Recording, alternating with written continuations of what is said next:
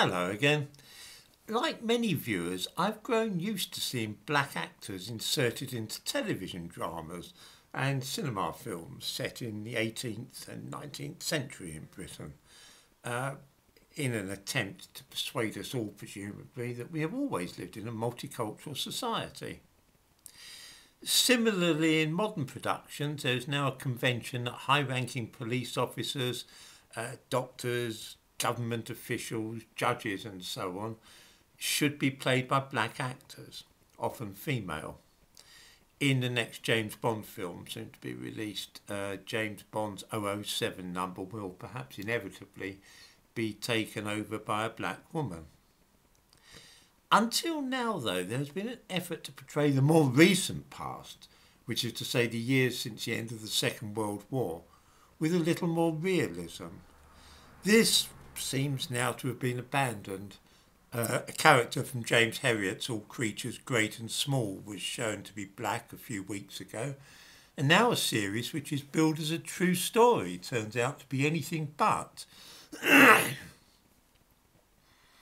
In the newsagents this morning, my eye was caught by the cover of a television magazine which showed a black woman and a white man who were supposedly starring in a dramatisation of a true story called the Pembrokeshire Murders.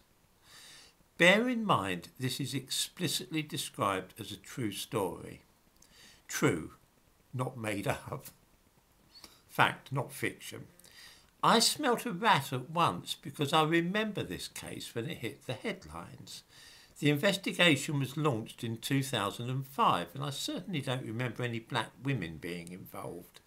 That part of Wales, Pembrokeshire, is not noticeably multicultural, and was even less so then.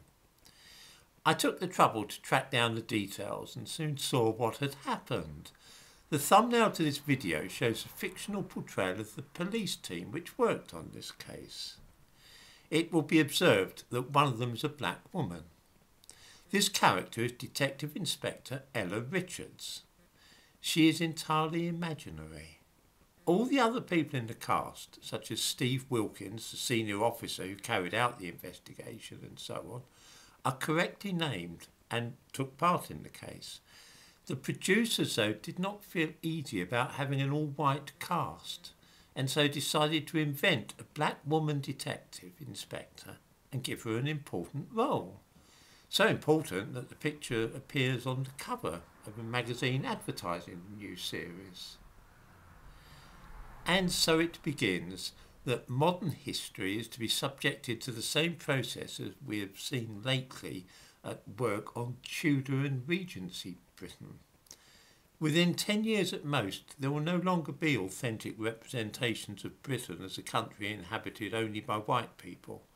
School books too are changing, being brought in line with this new orthodoxy. Our history is trickling away before our very eyes.